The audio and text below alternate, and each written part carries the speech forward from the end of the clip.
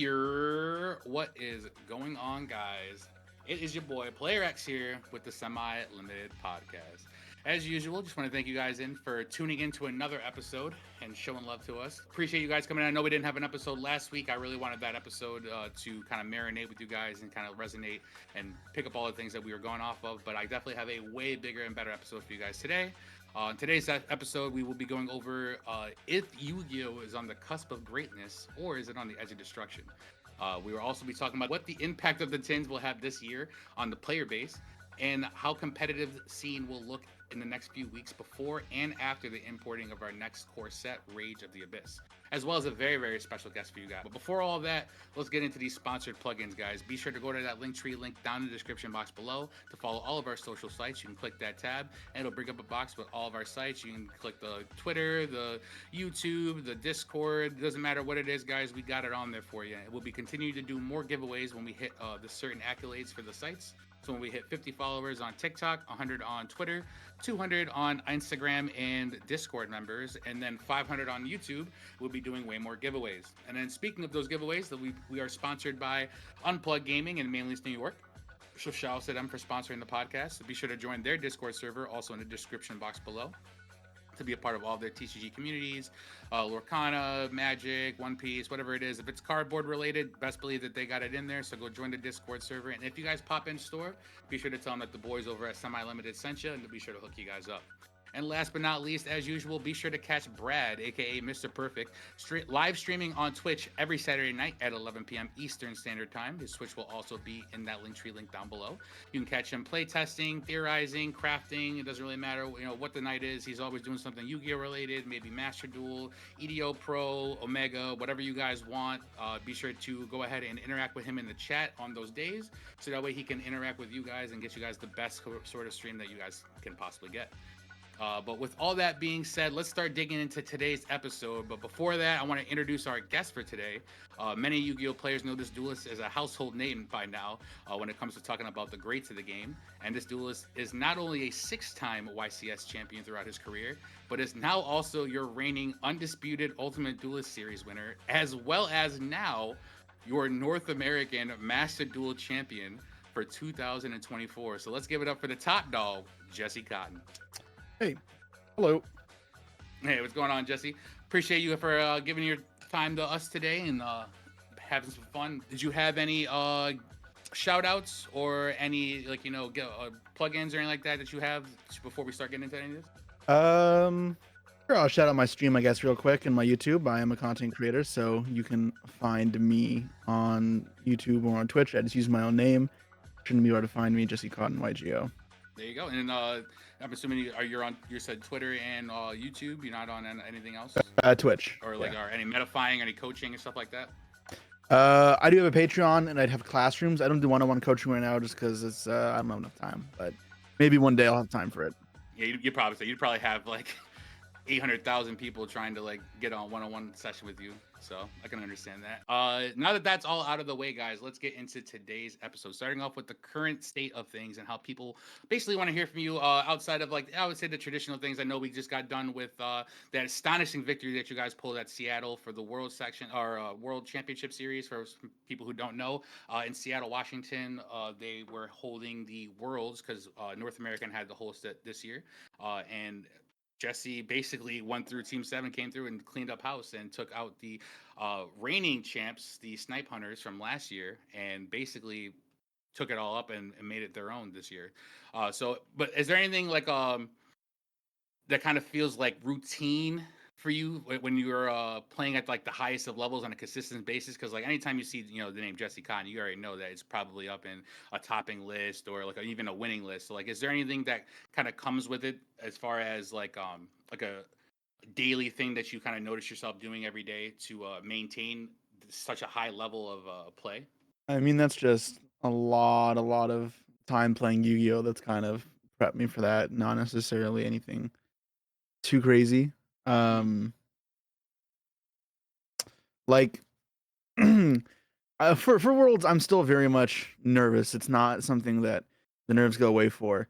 Other events, maybe I have become a lot more accustomed to. Look at a YCS, I don't feel nervous as much, and that definitely helps me to some extent. competing, like, for Sacramento, I just wasn't nervous. That definitely helps. Yeah. But in that kind of fashion, right, with Worlds only being once a year, even though I've attended more than most players, it still is. I've only attended a few, so the nerves reset back in. So the biggest thing is just like not practice per se in that sense, but just getting accustomed to it because you do it so frequently. For me, just being on that spot at YCS, I'm just used to it. Would you say it's harder to, I would say, practice for Worlds with the fact that the Worlds ban list is so different than the TCG, which you're accustomed to playing for? I mean, I guess that would go for Yeah, TCG players TCG is too. way harder. At least for card game, at least for the card game worlds, it is way harder to test for. Master Duel is not as bad because Master Duel is its own game, and at this point, like if you are playing Master Duel like all year, which I mean I do, then you keep up with the format. It's not like that jarring of a switch. So you're just playing two games. At this point, like not two games, two different formats. I Yeah. play actively both Master Duel and TCG all the time year round, so neither feels completely out of place because I'm just used to it. Obviously, if I play one more than the other for a month or two, it can be a little weird switching back. For example, now I'm switching back to TCG after a bit, playing Master Duel. Like I played Master Duel for most of August and July. And you can even see at a Y Sacramento, I was a bit uncomfortable with my cards. I hadn't played in a bit, and I mean it is a small factor. Is it weird transitioning in from, like, let's say you're grinding Master Duel for an X amount of time, and then like, all right, it's kind of time to go pull the TCG cards out. Like, is there like a transitional period that you kind of got to get your head through, or is it kind of like riding a bike where you might misplay once or twice, but after that you kind of picking it up and it kind It's of like riding a smooths? bike. There's a few things where Yeah, like I'll make conscious notes, and they'll be like, my opponent uses a card, or I use a card, and I'm like, I'm preparing myself to get maxied. I'm like, wait, what am I talking about? Like this is yeah, like not magical. That does happen, but it's like it never means too much. Or the only one that like may come up sometimes a little more is mixing up the ban lists. Now prosperity is actually limited in the TCG, but for one that would always mix me up was prosperity being in one in National and three in the TCG. yeah, And between the two, I'd get kind of confused. Branded Fusion now is also the same in both formats. I mean, obviously there are plenty of differences still, but sometimes I'd be tripped up a little bit by the differences. yeah, exactly. It's just like the subtle differences too, like cards like that being at one that you're just like, oh well, completely forgot about that. Especially when you're deck building, you're like, oh well, I think I can put three prosperity into help with consistency, but like it's at one or something like that. Do you ever feel yourself like having a favorite between the two? Because I know you do love the TCG, but like you've been really picking up the Master Duel since they really dropped that. Like, is that like a really big passion of yours? Is the Master Duel kind of grind, or Just depends would you on much rather play IRL cards? it very much depends on the format. I don't think I'm particularly like in favor of one. Like I don't care if it's digital versus TCG. I guess I prefer the physical cards if I have to pick, and if the formats are equal. But what the format is like card quality wise is a big thing for how much I enjoy it. And for the last at least since Snake Eye, really, I've preferred Master Duel more. Because I feel like there's other options you can play. And even though the Snake Eye is still probably the best deck in Master Duel, it's not as rampant, like in the sense that you need to play it or you're just gonna lose. Yeah. What do you mean? To your best deck?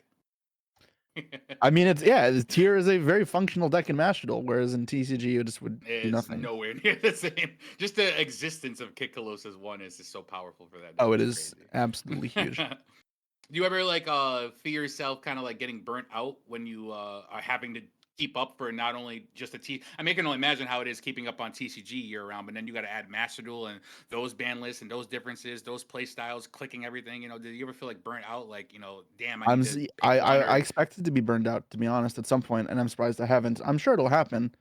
Mhm. And if it happens, I'll just slow down and focus on more casual content. But like, if it happens, it happens. I'm like, I expect it. Yeah, yeah. But you haven't hit that wall yet. You're still going out all burners basically. There may be I like mean, some times where after like a couple events we burned out for a month, but nothing like crazy long term. Because I know some people hit proper walls. mhm. Like a month recharge is not the same as being properly burnt out. No, no, for sure, for sure. I mean, there's times where I think everyone just kind of takes some time. I mean, even I would look at myself as a competitive player, but I got a casual heart. If that makes sense.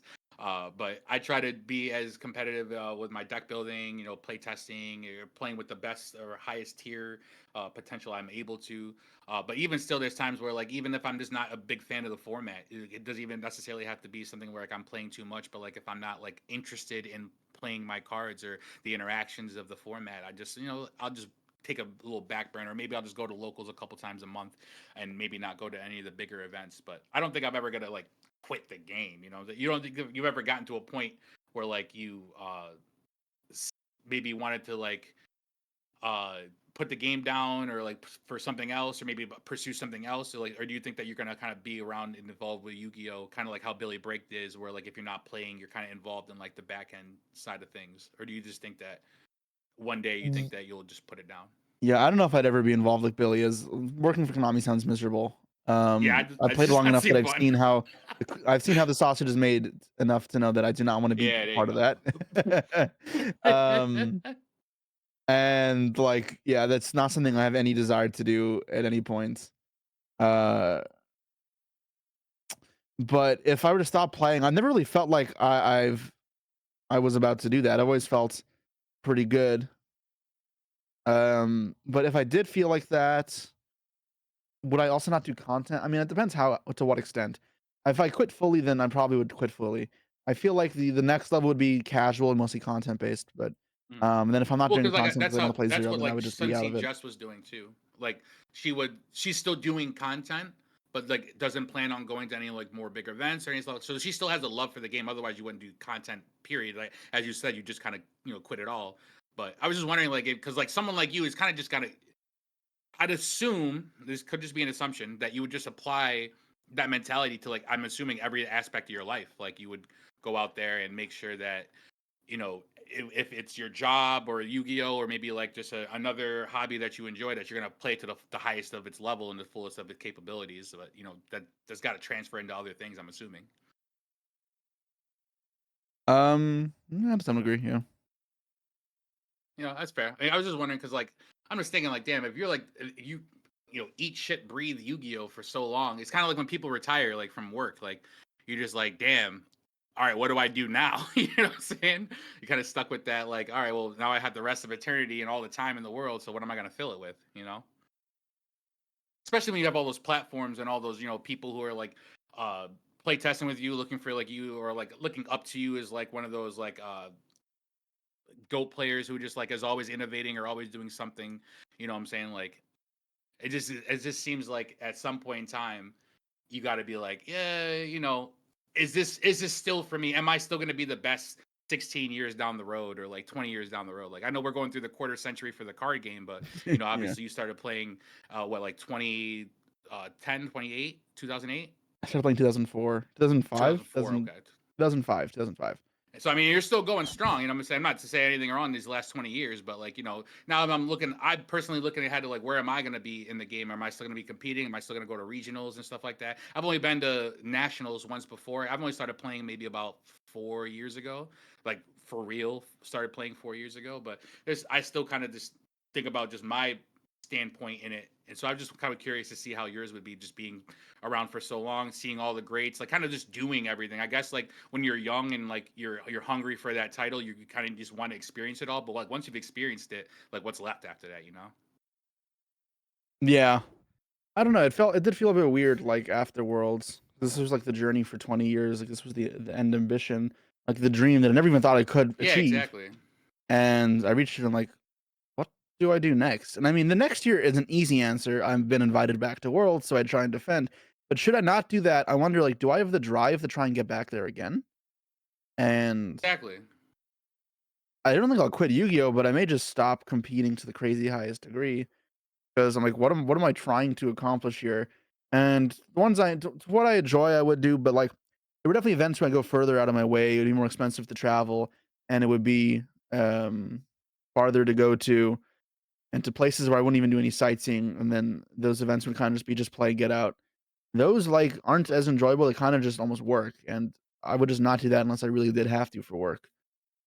So that would probably be a big change for me.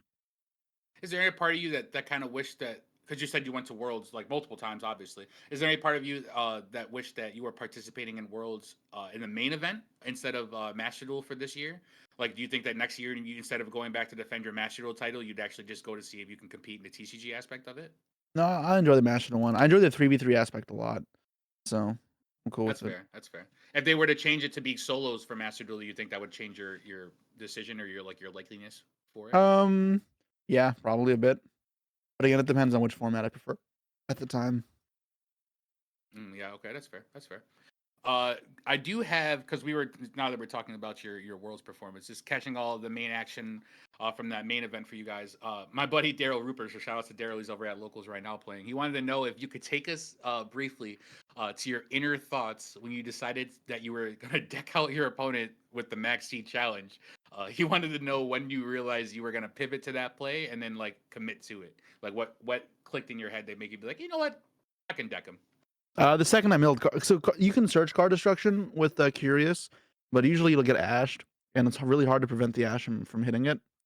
Yeah. Um, unless you have a crazy amount of extenders, and I didn't. The second I milled it though, like without using Curious, I'm like, oh, okay, he's just dead. I knew the game plan because I still So have you knew to it 100. mill percent like one live card, but that's not that crazy of a play for that deck. Like people hyped it up insanely, but if you play combo decks like that a lot, it happens like a fair bit of the games you get maxied. In fact, like I played Lightsworn on stream the other day, and the first 3 games got maxied and decked my opponent out.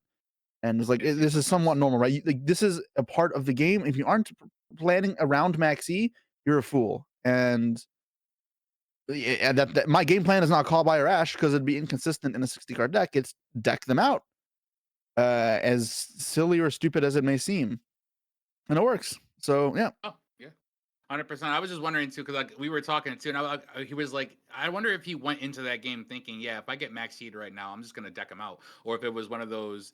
You know what? I think from this standpoint, if you count how many summons you're gonna do and how many cards are in deck, you're like, yo, I think I can do this. You know what I'm saying? Like, or if you just went into it knowing, yeah, I'm gonna deck him out. I'm playing tier for years. Like I know for a fact I can deck them out. If I get going, it's not crazy hard. Even without card destruction, are some games with snow where you can do it the hard way and just summon a bunch of times. Hmm. That one takes a lot more practice and a lot more like into like playing really properly. But the card destruction one's like the cheat code. We don't even have to think. You just have to get the card destruction and then summon a way to stop Ash Yeah, Loss and we're they're just gonna dead. chain 8. Yeah. For sure, for sure. Do you feel like I would say how much weight I would say do you hold when you're playtesting balance? Who you're playtesting with?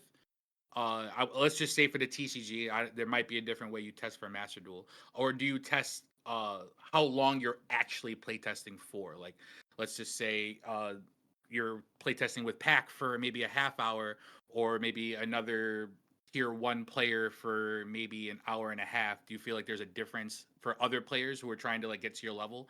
Like, should you be playing with the highest level people for like a smaller amount of time, or just more play time in the game actually matter more? Um, it's different for everybody. That's like kind of weird thing. It's not like a simple answer. How about for you then? Like, do you feel like who you're playtesting? Like when you go to like test for an event, are you considering like who you're playtesting with, like, or are you considering, all right, I need to playtest X amount of hours per week to get to a certain goal, so that way I feel comfortable? I don't really play test like a crazy amount. So for me, it's not something I've given a lot of thought to, truthfully. Kind of just like theorize more and then just kind of like Yeah, it's a put lot of things on paper theory. into practice. For testing, like a lot of stuff I can really map out by myself, right? Because if it's how to break a field, I can play both sides. That's not something you need to do. I can just do it in my head. Yeah. When you want to go through specific card interactions and improve, then finding someone who's more comfortable with the deck than you is important because they can maybe teach you like just play patterns and just general ways of conserving resources that are better, better habits. It doesn't have to be better player overall, just better with the deck. Um, that's where variety can help, but it's also not the most important thing. So you kind of like learn about the decks from people without even actually getting playtesting, and just to kind of get like a feel for what the deck does, I'm assuming. Yeah. Okay. Is that just because like you don't like playtesting personally, or is it because you just don't have the time to invest going into doing the nitty gritty playtesting? Um, Playtesting is boring. It is, and when I'm really trying to work on it, I do playtest more, like I did for Hmm. Worlds. Yeah, So, but if it's not an event I like really want to try hard, then I won't. And time is another factor. Like there's plenty of other stuff I could be doing that's productive.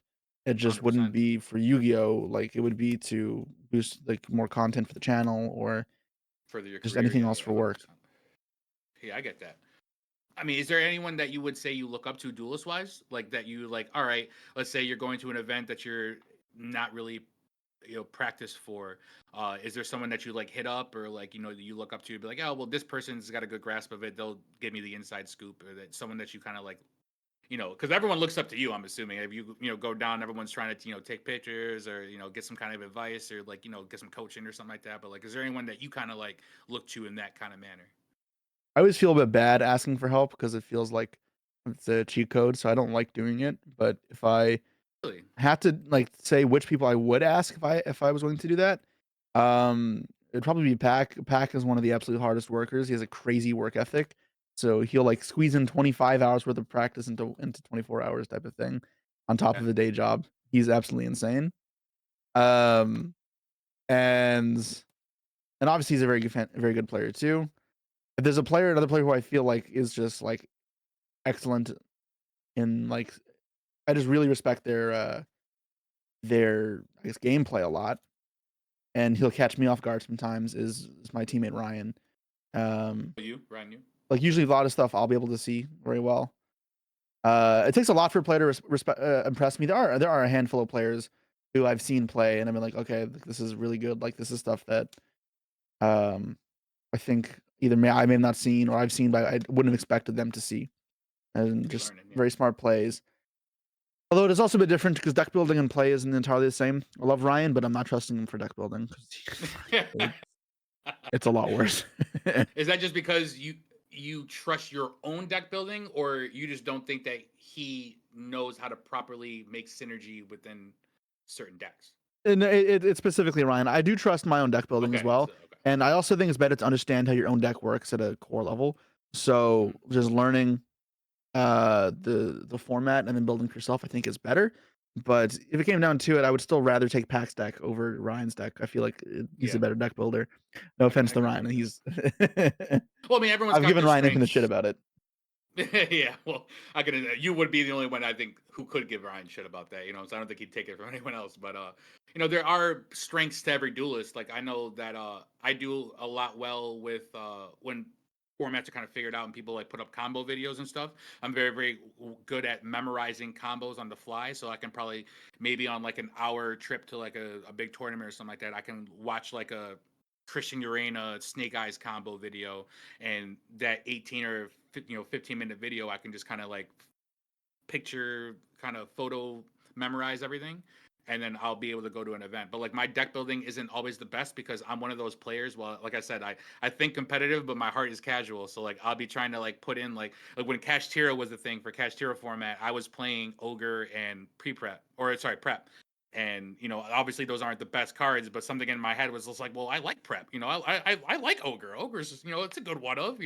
So like obviously my deck building isn't the best because my casualness wants to in my nostalgia wants to interrupt. But I do know that that's one of my faults. Like we have a guy at our locals named Albert Park who's on the squad, so shout outs to him. He also he topped YCS Philly last year.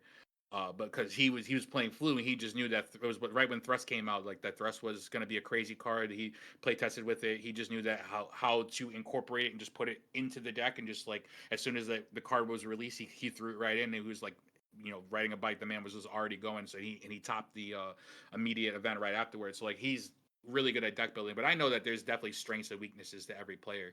Whether it's just some people see like the technical play, some people just been around for so long that they know every single format. They just can, like as you said, have good reads on cards. Um, I think I was watching an interview with DB Grinder. He was talking to Raul about how he was reading his opponent during their matchups and whatnot, and just even just things where like he could tell that his opponent was holding a Veiler over an Ash because he didn't normal the Veiler, or sorry, he was holding an Ash over a Veiler because he didn't normal the Veiler to go into combo, which led him to believe that he had a hand trap, and if any hand trap you're not going to normal summon, it's Ash. So like things like that, it's just crazy to me. So I was just wondering if there's anything like that for you that you kind of be like, all right, well, I can go to this person because like most people are gonna want to go to you, but you never know who the person who needs help needs to go to. Would you feel like there's someone that if you were to sit across from for a duel right now that would make you like nervous to play against? Like they would maybe like not best you, but like maybe outplay you or you know what I'm saying, like kind of get I don't an know when upper I'd feel hand nervous against. I feel like that's. because I you don't know. played them all. I'm I'm yeah assuming, no. right? I mean that UDS has got to be like I would say like probably more nerve wracking than some of the other bigger tournaments you've gone to. Like that's Worlds is definitely the most nerve wracking. oh really? That was definitely nerve wracking, but Worlds was the crazy one. Okay. Is it because like you have to incorporate the OCG players as well, or Well, you have a crazy number of players. It's just the ultimate title. You're playing for like good big prizing, and yeah, it just matters the most, I guess, in my head canon at least. So it's what matters individually to each other. oh, okay, that's fair. I was just wondering, like my brains is going crazy right now. But now that we have our ban list released and settled in, regionals and VIP qualifiers have been going on for a brief bit in this little awkward format where no one really knows what they kind of really want to play. Everything's kind of got to stake up. The best deck's kind of been hindered a little bit. So, what's your take on, I'd say, solved versus unsolved formats? Do you prefer metas and transitional periods like how we are right now, where maybe you can hit the lab and cook up something that's rewarding for players who are good at deck building, like you were talking about, or do you prefer like the latter end of formats where like the decks and the metas are kind of all figured out, everyone knows like what the lines are, so it kind of just comes down to like skill and like gameplay and your technical play. Um, I don't think I honestly have a preference. I enjoy both. I'm very happy doing either or. Like, I think there are times like if there's too much of one in a row, then it gets kind of repetitive. But I can very much enjoy doing from scratch, trying to figure out what's going on. But I also very much enjoy trying to see the format and see, okay, what's the most optimal, absolute most efficient way to go about this. And sometimes it's reading the meta and then getting the perfect call. That can also be important. And I've seen success in both circumstances. Arguably, I think more the solve format one, truthfully, which is not what people expect. Um, True. and yeah, but I enjoy both. I don't think I have one that I think is strictly better than the other. Like they flex different skills, and I think both can be interesting. Do you like playing meta more when it's meta or when it's like on the cusp? So a good example, like that one weekend, forgot what set came out that released for the Unchained support, but that one weekend, I think Pac took Unchained to a YCS and like I think won it, or I think the 3v3 or whatever it Yeah, was. it's Brazil. But like, do you like decks like that where it's like they're meta now because no one saw them, or do you prefer decks like Snake Eyes where like it's the strongest for a reason because it's got the highest ceiling I mean, regardless I of what don't like people know? Snake Eyes because it's Snake Eyes, but Well, true, yeah, yeah. I'm just saying in general. in general, I think it doesn't matter to me. I'm happy either. I mean, it doesn't make a difference to me, truthfully.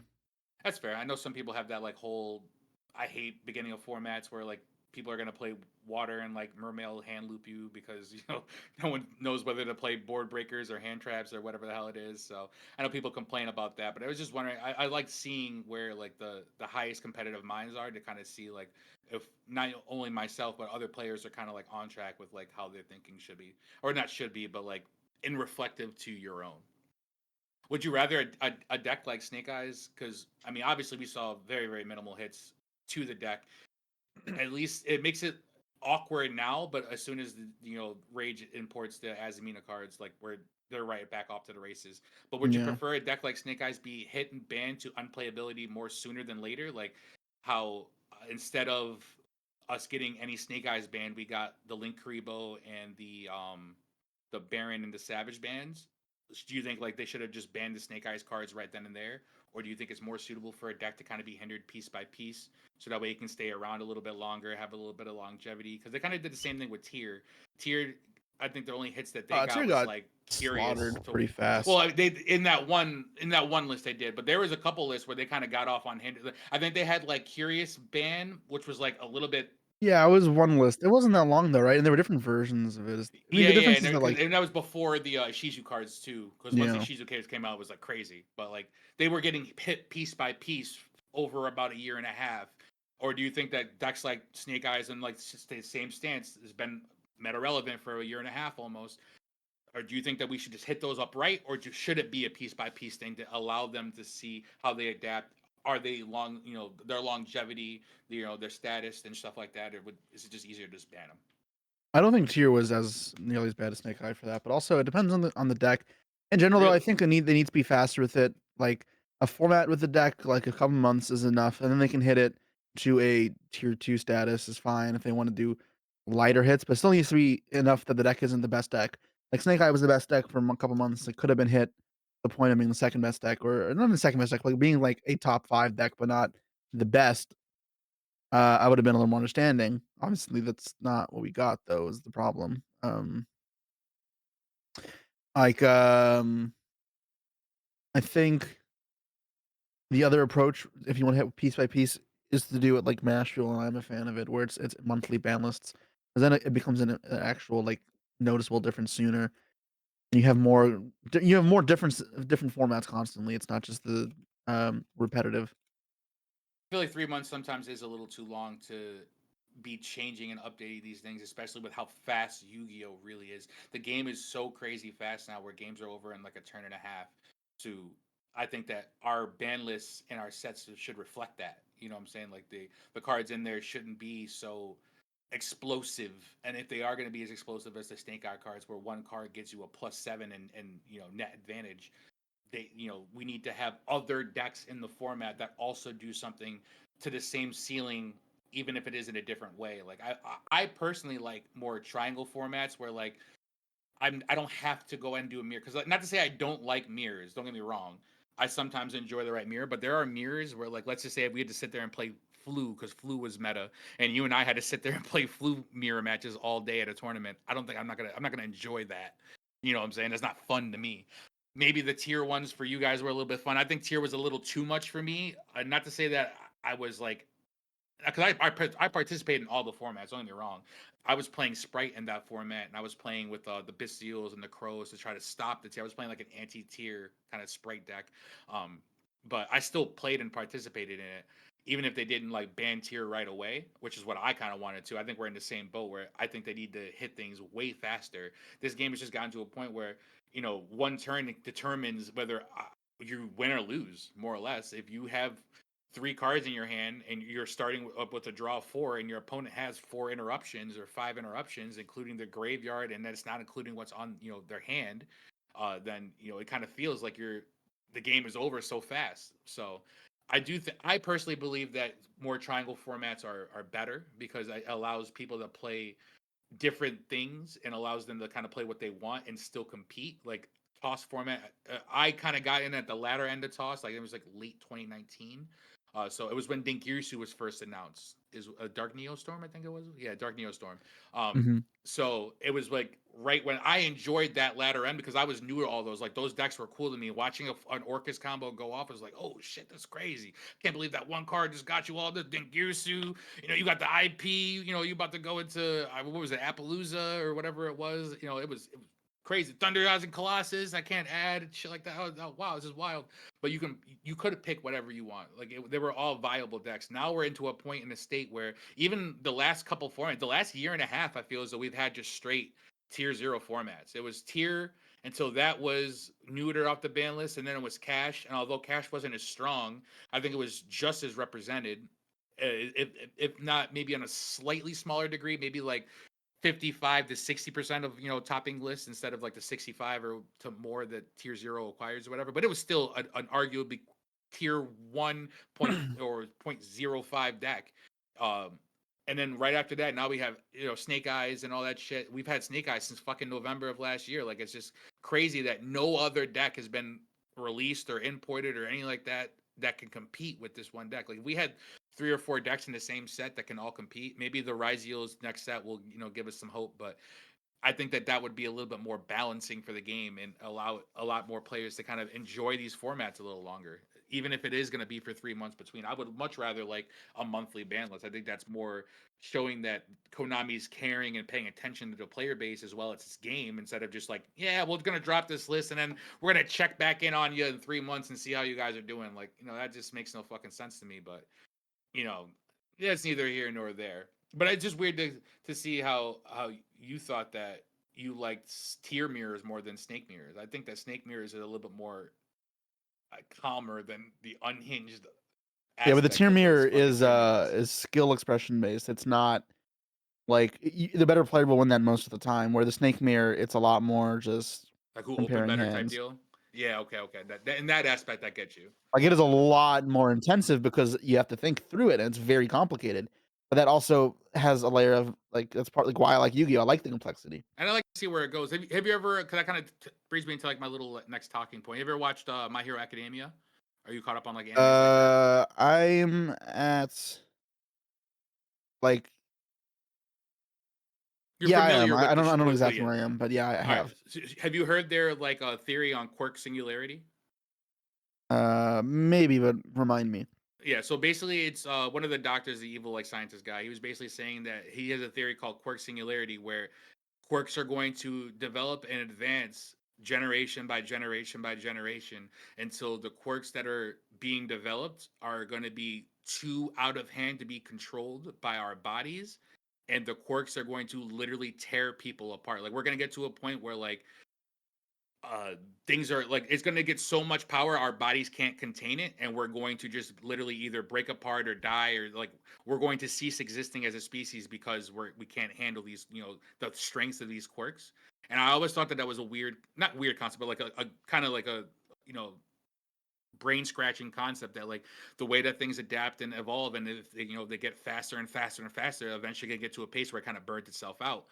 So I kind of applied that to kind of how like Yu-Gi-Oh is with like the theory of power creep, and how things are strong from one point and then they get power crept and power crept and power crept. And I remember when cards like um Sword Dragon. I remember when everyone wanted Sword Dragon banned because every OTK that you had involved Sword Dragon.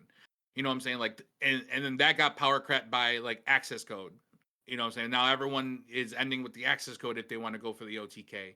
And stuff like that. Same with the IP, and same with Appaloosa, and then they released Barone instead of Baron Savage. Like the game is getting faster and faster inherently. So do you think that power creep will ever get to a point where like it'll permanently hinder the game?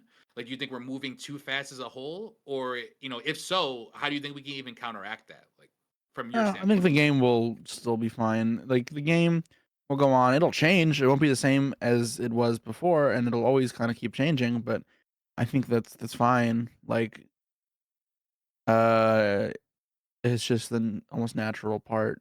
I don't know. Like the way of describing it. Well, I know that my argument for power creep was they needed to slow the sets down. I feel like we get what, four core sets, four boosters, and then like two of the side sets or whatever it is. And I think that if they only did like maybe two or three core sets, a couple of the boosters, and then the rest of it were kind of reprint sets or whatever, that would slow the game down to like we're only getting these broken cards like two or three times a year. You know what I'm saying? Like every 3 or 4 months we're getting broken cards, and instead of like every other week. I feel like we get like literally every 2 weeks there's a new product being released and new cards being coming in, and like new game breakers, and new this and faster that. And then we went for, if you look at the mechanics even of the game, we went from having to synchro summon with two bodies to now we can power creep that by with cards like Crimson Dragon, where we can just target a monster, and as long as the levels are the same, we're just synchro summoning anyway. And then there's cards like Zeus and Typhoon that are breaking the XYZ mechanic by being able to just overlay over other monsters. Like Typhoon literally just says, if your opponent played the game, just slap me over your highest monster. And I know it's not the strongest monster, but like that ability, like that mechanic is still broken. Like even if you look at fusions, branded fusion, being able to, like, the whole point that made those decks, like, I would say hindered, or like the drawback, was the fact that you had to have both the monster and the spell card. Now we're just having the spell card that can dump the monsters directly from the deck to fuse. Like the game is super super fast, and it's like how much more faster are we either gonna get, or have we hit our pace and like we're going to start slowing down from here? Because like what else? How fast? Like what else can we really do? Like besides saying I making one card say, all right, I've won the game. You know what I'm saying? Period. I think that's like a hyperbole that people use, and it's a I think not a good characterization of how a power creep really is supposed to work because Like, you can even argue that power creep technically has gone backwards over the last 2 years in comparison to how powerful tier format was, because if you pit full power tier versus full power Snake Eye, tier should crush it, and it's a testament to how broken tier was, but also that, like, we aren't only moving forward. Um, there are times where we move backwards a bit, even though the general direction will be that we move forwards. But part of how we move forwards could just be more powerful hand traps, more powerful interactions in the opponent's turn. And the more important part is it still fun? Is it still balanced to the point both players get to play the game? And this is where it's debatable and it depends on the person. But for me, that speed isn't the important part. Like tier, I enjoyed. It didn't matter that it was really all that first. There was so much going on in both players' first turn. Didn't matter whose turn it was, because both players got to play, even if it was wild in what was going on.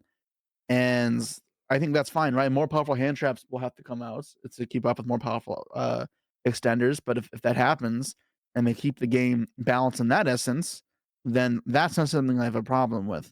So I think from that perspective, the game can always exist. And if players don't like the speed, then unfortunately they may leave. But that we've seen that happen for years with goats, Edison, hats, like different levels of formats where players phase out because they don't want to keep up with the new speed. But the game itself still lives because the game remains fun and balanced, even if it's just a different form than it was before. And that way, Yu-Gi-Oh does change how it's played a lot faster and more frequently than other card games. But um, It at is its shift core, of still Yu-Gi-Oh. very much.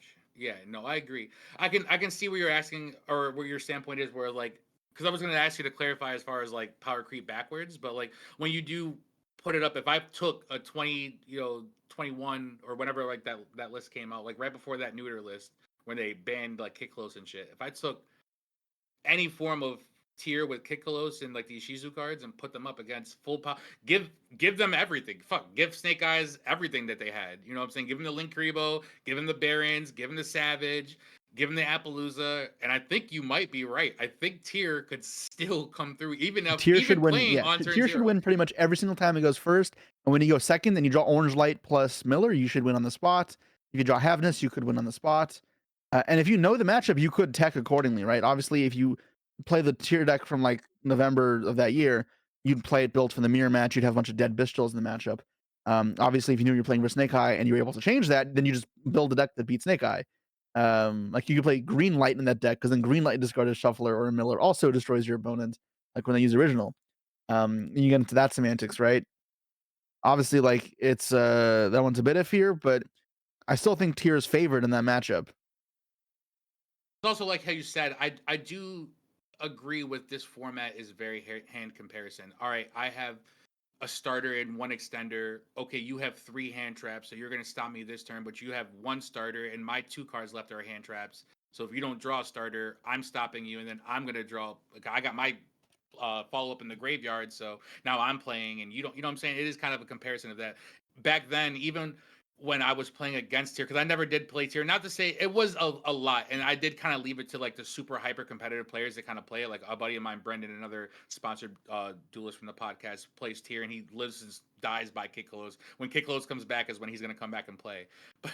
But he definitely knew the strength of that deck, and even I knew how powerful it was. But like it was just so interactive. I felt like if you didn't play it perfectly, you were going to be frustrated because it punished you so bad. If you missed a chain link, if you didn't activate effect in the right like chain window, if you misactivated a card and or misread your opponent's card, and or what you thought that they might have, like you just get punished so bad. And I think that that's why it turned me off of playing it. But I never had necessarily too much of a problem playing against it because obviously I would have quit if I did. But I still found just different ways that I can either floodgate them out of playing or find different interactions. Because like at the end of the day, the way my boy Brendan broke it down to me is like, yo, it's just three fusions. Like it is three fusions at the end of the day. If you You can't hit the stop names. three Yep. fusions, yeah, you know what I'm saying. If you can't stop three fusions, then I don't know what to tell you.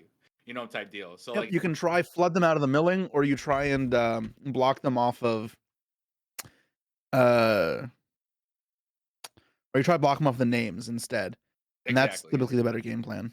And he said he's like worst case I put it back into the deck and I can't use it for the rest of the turn. You just got to deal with it again. You just have to have a deck that's fast enough to crack back and actually kill. But it is going to be hard. But you're right. There was a lot of back and forth between players, even if it wasn't displayed through the turns. There isn't a lot of back and forth nowadays. It's kind of stop and go, which I think is a different way of like playing the deck. You know what I'm saying? Like you never really know when it's safe to pop off.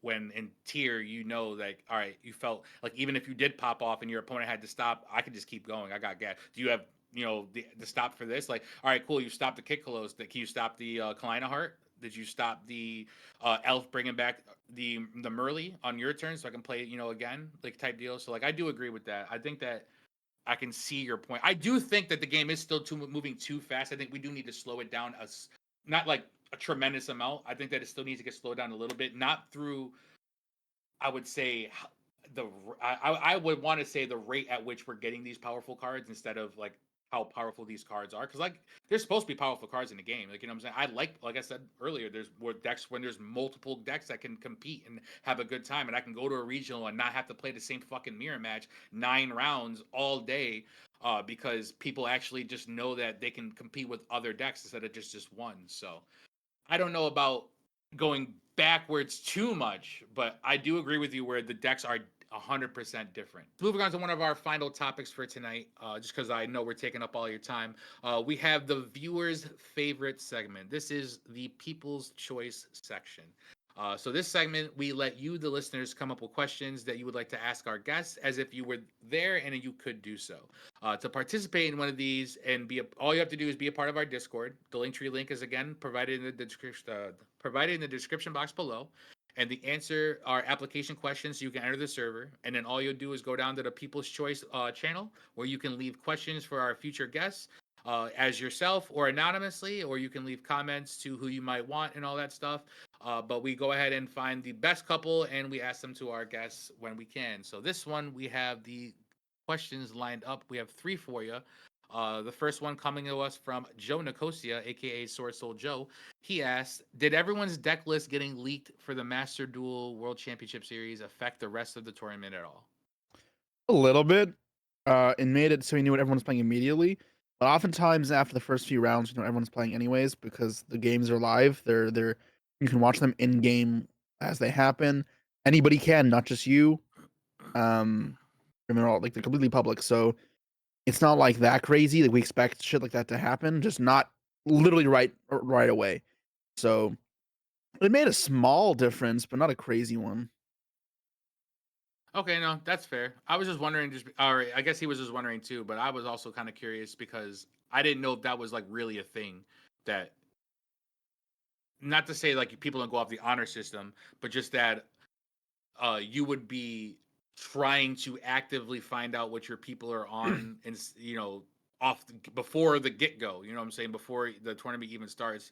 Because I know like people are gonna go ahead and say that like that's cheating or whatever like that, but like no, I mean it's just a competitive edge. People are gonna know by round 4 or 5 what you're on anyway, if they're smart, if you're at the higher tables, if you're playing well. People, if you're a smart duelist, if you end your game, you're walking around looking at what else is out there. You know what I'm saying? So like it's an inevitability that it was gonna get leaked, but Yeah, and even the just stuff on feature match and yeah, it's exactly. different for Master Duel as well because you can go onto the literally just go on the app and then watch people's games. Like you don't have to do anything crazy. You could just, all right, it's break between rounds. All right, let's see. Joshua Schmidt's team versus the Brazilian team. Let's take a look. Watch all the games, and I can just do that. Like that's not remotely against the rules. That's just me opening, watching the games on my phone for the public. Like obviously that takes more work and time. Yeah. Yeah, I would feel like that's not that insane of a thing to do. Like maybe they probably should. I think that when people say they should have waited till the end of day 1 to make it like that, I agree with that. Maybe. That's what they did last year. Yeah, exactly. I think that that's maybe the best route to go. But it was gonna get leaked day 1, day 2, beginning of the tournament, before 2 weeks before the tournament. Everyone was out there clamoring to find out what everyone was going to be on. You know what I'm saying? So I didn't think that was anything too crazy. People are just clamoring just to clamor, I think. I think that honestly, the tournament should have been open decklist to begin with because people will find out either way, and it's like not a big deal. But yeah, No, that's I fair. wasn't crazy upset over it. I think, we're blowing it out of proportion. It does matter, but it's not like there are definitely way worse things that can happen. For example, there were like power outages the day prior, like through the venue. And I was Oh shit. more like concerned that was gonna happen at the event because there's a power outage during like a round and we're winning. I would have been furious. Yeah, especially when you can't recreate that on an app. You know what I'm saying? No, yeah, you just have to restart. Yeah, that would be crazy. Did they have like a game plan or like emergency Yeah, backup you have to plan in case restart. that It's in the happened? policy documents. Yeah. Literally, just from the whole game just gets restarted. If you can clearly determine a winner, like from the game state, then that's fine. But otherwise, it's restart, and you have to. It has to be clear, very clear. So if there's any bit of That's intuition crazy. involved, or like Yeah, like you if have I to could make a argue guess, that then I had a yeah. chance, haha, that's awkward. I don't know about that. You're right. I would be furious if that. Yeah, that's kind of cool. I didn't know that. So, and then we have our second question, which is sent anonymously, obvious, or I guess. So, it says, "Have you ever thought about taking up a different TCG and or trying to be the best player in that game as?" The amount of work it takes to be the best is ridiculous. I don't think I can ever do that again. I can't That's fair. believe I'm even arguably at that point in the Yu-Gi-Oh. Uh, but as for playing other games, I do all the time. It's especially at a casual level or at a semi-competitive level where I can go to some events that are close to me. I haven't like done too much. Probably the game I got the most competitive at for both either Hearthstone or One Piece. I played a Match Tour for Hearthstone, and I played two regionals for One Piece now. But as well, I've played Pokemon, I've played Magic. Those are all the games I've played. I think so. Yeah, I've given all those a try, and I've played a fair bit of all of them. There's a Pokemon regional in Toronto in December. I'll probably go to. I've Okay. been to Grand Prix for Magic that was in Toronto. Like I don't play these games all the time, but like I'm down to like play them. Yeah, that's like more of a casual thing. Like you're just going there just to like play the card. You're not going in there thinking, all right, I'm here to Yeah. get number one, One Piece or was you the just one I go. was probably One Piece and Hearthstone I was a little more competitive with, where I went out of my way to compete more. Although I never felt I was at the top of the game for either of those. I always felt like I was just the above average player who could compete and like make some money off it. I was not a favorite to win the tournament in those games at any point. Like I was not practiced enough or That's well fair. versed enough in the card pool or general mechanics. Well, as you said too, like it's so hard to be dominant in one TCG, let alone another. Like to be ambidextrous with those card games and shit like that. Out of curiosity, now I'm thinking about it. Do you ever get like spotted in other places, or like let's just say you go to a Pokemon tournament, or do they like ever like know you ever get like spotted in the street and stuff like stuff like that? Yeah, all the time. I not like all the time, but it does happen a fair bit. Different scenes, like, at card game tournaments, doesn't matter what card game, a fair bit. Like, at Pokemon Worlds, at Lor Hmm. I didn't play Lorcana, I showed up to Lorcana tournament in Toronto just because I wanted to see my friends, and I was, spotted a few times. That in One Piece, it happens a bunch because there's plenty of card game overlap, where players play multiple games with the only person who dabbles in several different things. As well as I'm a content creator, so not even just the competitive aspects. I remember there was one that blew my mind. I was at Hartford for a YCS, and like 20 minutes away from the venue, there was like this one of these like iFly type places, with a bunch of like just like games you could be playing like on a trampoline or whatever. And I went with a couple of my friends, and one of the employees is like, "Oh my god, you're Jesse Cotton." I'm like, I start talking to him. He's like, "Why are you in town?" And I told him I'm in town for a YCS, and his response was, "What is a YCS?" I'm like, "What? How do you know who I am then?" And then I realized the answer is he knows me because I've been on Team Sam's channel so much. So he's like just a super casual player. He has no idea what a So YCS he's is. He has just no idea there's a seen you. YCS in his hometown. And he just knows me because of Sam. So part of my reach is not even just from being competitive. In fact, I'd argue it's largely more so just because of YouTube. Yeah, you're just an influencer. That's kind of Yeah. cool. I always thought of like you always want from the beginning, oh, I hope my thing pops off, or I hope I get popular, I hope I get like attention, I hope I get the attention, yada yada. And then you start getting the attention, and then people don't realize that you can't turn that shit off. You know what I'm saying? I do music on the side, so I do a lot of hip hop artists and shit like that. So like I'm from Syracuse, New York, so when I do a lot of music like in the surveying areas, or like when I'm working or something like that, people will come up and be like, hey, you rap? Like, yeah, as a matter of fact, I do. So like when people spot me, I kind of get that like that warm and fuzzy feeling inside. Like I'm I'd kind of say like, oh well, I'm doing it's more something good good. than not good. So I mean, Yeah, it's not like exactly, I exactly. You wouldn't encourage call it a people to come up and deterrence say to something. yeah. Sorry, I didn't mean to cut you off. Oh, What were you're you good. saying? I'm just saying like I wouldn't like almost making it sound like it's a deterrence to try and like grow your brand, but while you definitely can have negative interactions, I think, it's mostly people are good to interact with. Yeah, no, 100%. I don't think. I mean, some people I get like a bad apple name in Yeah, the that happens all the community, time, but that is there's unavoidable. yeah, exactly. That's any community though. It's not just a Yu-Gi-Oh thing. Like, but It's people. yeah, do you encourage people to come up and say what's up, get pictures, cards, sign cards, and stuff like that, or do you kind of Yeah, of like when you're course. not at those events, you like because I know some people prefer their privacy and stuff like that. I am fortunate enough with the UDS belt and ring that I get, a private seating area, and if I ever do want to just shrink away and be by myself, I can just go behind the rope, and the other players aren't allowed to go there. You're So like security. only other VIP players. Hmm. So I just go there and I'll pull out a book, and then people can't like come up as much. But That's when fair. I'm walking around, then I encourage people to come up to me. Like, that's completely fine. But obviously, if I'm, like, reading a book by myself in a corner, I do wanna be alone. Yeah, that's fair. I mean, if you're doing something like if you're caught up, like I would feel like it's kind of like the green room, like when like it's like when I go like and do bigger shows and like stages have green rooms. I'm completely fine with taking pictures. I'll shoot the shit with you, especially if like there's another bigger artist or I'm opening for someone else and like they allow me in the same green room. I'm very like communicative and shit like that. But when I'm in the green room and I'm back, by myself and shit like that. It's just like, don't come up and talk to me. Like, if you're there for someone else, go be there for someone else, but leave me the fuck out of it. You know what I'm saying? Like, I'm over here. Like, if I got my headphones in, especially if I'm going over my set, like, I definitely want to be left alone. Like, not to say that I don't want to interact with you, like, or I'm like hating on you for coming and saying hi, but I'm kind of in the middle of something that's the reason why you're even liking me, or what I'm saying. Like, I need whatever the case may be.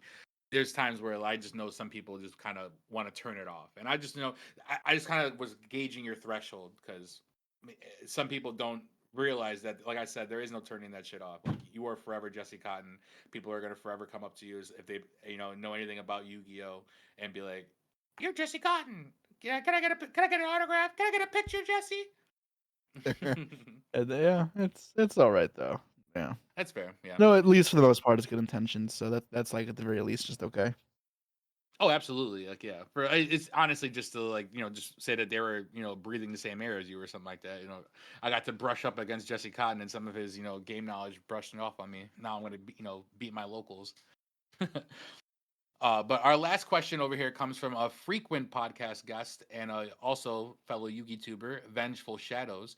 And he says, I really want to know his opinion on the state of the game, what his view of the issues are, as well as what he believes Konami could actually do to fix them, pricing probably being one of them. Well, would be nice hearing it from his perspective since he's been through it all. And I guess you kind of did touch upon it, but is there like something you like, especially with like maybe that you think that Konami could do to kind of fix the problems that we were talking about?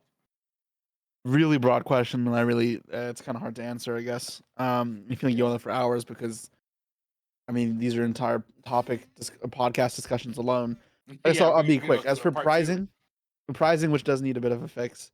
First place pricing, although it can improve, is not the most important thing that needs to fix. What needs to be fixed is pricing needs to descend upon the rest of Top Cut more appropriately. It is way too top heavy. Even if like the first place prize pales in comparison to other card games, that's not the most important part. It's the fact that first versus second is like a 10x difference, then second versus fourth is like another 10x difference, maybe like, and then after that, it's like you just literally get nothing. It's like actually just spit on, which is kind of pathetic. No, no, And so I there needs agree. to be something better. Something you could do is give out like have like these YCS top cut packs, which are only for those events. Make those have desirable cards, like cards in unique arts or rarities, and then you can win more of those depending on how far you get in top cut. That could be a way of scaling pricing a bit better without costing them a ton of money either, because I have to be reasonable. The other problem is making sure that there's always an affordable option for players if they don't want to play or pay a lot of money to compete. And it doesn't need to be the literal best deck, but it has to be competitive enough to where they can go to a regional and top if they're invited if they play well. Like it needs to be I think competent. Tempai is a good one. Yeah. Tempai right now, but it's not always like that, right? Tempai has No, dropped no, in I price. agree. And, Trident Dragon now being in the tins is great. Wasn't before, but at least they identified the problem. I wish they, like, made, like, they found an earlier set to print it in, but at least they're trying. Something that they haven't done in a while, which is a big problem, is structure decks. They haven't had any since December. There's literally just hasn't been a structure deck. Oh, Yeah, so we haven't had any this year, and there's none oh shit. announced. Yeah, so You're we right. may just not That's have a year of crazy. any structure decks. And there are plenty of shit structure decks. I'm not advocating for those, but structure decks like Salamangreat and Monarchs were both very important for keeping the player base alive because they were cheap, they were competitive, and people enjoyed them. And they were good for beginners as well. And those things are all fantastic for growing the game, the community. Um, so not having those, I think, is a huge downside.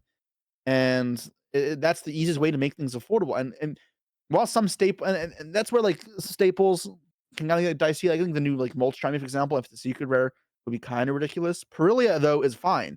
If that card is not in your deck because you can't afford it, it's not going to be the difference between you winning or losing. It is a good card. Phantasm is the same, very good card, but it's not going to be the single defining factor in your tournament run.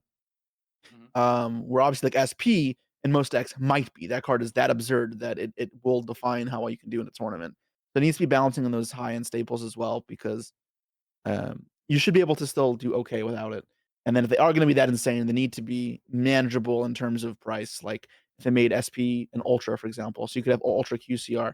Ultra would still be a fair bit of money, but it'd be a one of like $40 per se is better than Exactly. one of for 120. Like Yeah, the cap I for do an need ultra to. is different for the Yeah. cap for a secret. Yeah, and I'm trying to be like reasonable with what Konami needs to be like financially motivated as well. I'm like they're not going to print SP as a common. Like that's not good for them either. It needs to be good for Konami because otherwise, then the game can't exist on its own merits. It needs to be an ecosystem, but it goes both ways, right? You still they still need to do better than they're doing now. No, yeah, great. Like I 100% understand. Because especially with you being someone who has seen every single tier of pricing for since, you were saying 2004, seeing that all right, these winners are getting prize cards cuz like I don't know if you know who Eric Christensen is, but like Yeah, he's another guy of our locals as well who shows up. I'm kind of thankful that he shows up as frequent as he does. And a lot of, competitive players don't show up to locals, but he likes to test his little pet decks and shit like that. he's in New York now. Yeah, he just got married. He's settled down a little bit outside of Syracuse. So Hmm. yeah, I'll have to connect you guys. I'll tell him that you reached out. But he comes to our locals very very regularly. Like he participated in our summer league and whatnot. He got second place. I got third place. And we kind of have like a little back and forth where like we talk shit to each other. When one person's winning and shit like that. But some people don't go to locals, and I think that that's like a little bit odd. You know what I'm saying? Especially with how things go. But like no, some people don't understand that at a local standpoint. It's like the argument. Some people like make the meme that a local's top is more than you'd get for topping a bigger event. But Locals can vary in size so drastically but that is technically true at some points. Yeah, yeah, exactly. I see the argument for it, and I see why me and my chuckle a little bit. it's But like, hyperbole, but yeah. yeah, exactly. We laugh because there's truth to it. So you know, I can agree there. Especially when you're seeing how like the prize cards are, you know, uh, cards like Minerva or Crush cards where they're just format defining by themselves, and then you got to win something. You got to win an entire YCS to get it. And then once you get it, you can either sell it for a shit ton of money or you can use it to win more. Or like now you've got an up, advantage of the competition and shit like that. And Eric was arguing that he liked that the new prize cards were vanillas because now there was no like the warping meta defining Yeah, strategy and that you could it do. shouldn't favor people with the wallets, but Yeah, it also exactly. should. The problem with vanillas is nobody wants them. They still have to draw demand. So the way to draw demand is alt arts or better rarities upgrades of meta cards. For example, if there's an alt art Ash Blossom, I don't give a shit if the collectors are upset that they can't get common versions of their Ash Blossom. Like that's not the most important part. It's Maybe not I'm for being you. obtuse to the collectors, but like collectors, as the nature of what collectors is going to require you to spend money to get the card. So if there's a high rarity collector card, then that's fine if it's expensive because it still brings money into the game and rewards competitors and the players, and that's okay. But then if a player wants to play the game, they don't need to spend money on that Ash Blossom. They can get a common. If they want a high rarity version, but not a crazy one, they can get a QCR. That's okay. I think Pack said that too. I think his like solution when we had asked him or someone had asked him was a different like rarity or a different artwork that you can Yeah, exclusively get in play sets by I think that's winning the general events. consensus among players right now. Okay, which is fair. I mean, I didn't think that was shared amongst a bunch of you, but like that is something I've definitely heard a couple times from some of the at least the higher competitive players that think that that is a worthwhile fix, or like adding um, sheets like the full sheets that people get for the side events. Like sometimes people were arguing that those are worth more than winning the YCS themselves. Is just doing the side event play. So where I sometimes see that argument too, they could do sheets for the winners. I think that that's worth it. It's not going to cost anything for Konami, and it's going to cost a lot for your players to encourage them to want to do better and try harder and shit like that. When they know there's an actual payout, instead of a fucking Switch that you can go down to Walmart and go spend $70 and go get if you really wanted. Yeah, Switch is great, not great. I mean, they've also had it for so long. Switch It's is outdated. great. It It is. so good. It'd be different if they like updated their game or like they downloaded some exclusive shit for it. But Well, like before they used to have rotating rotated where it was like the newest Xbox. It was like Xbox One, and then it was like a PS5 Pro or PS4 Pro, and then it was a Switch, and Switch was new at the time, and then they just decided, all right, we'll keep it the Switch for 6 years. we've secretly signed a contract with Nintendo. We have to give them Switches Which is forever. funny, but like to some part, I wonder. Like, I'm pretty sure they just bought them in bulk, like legitimately. Otherwise, what the fuck They are they might have. doing?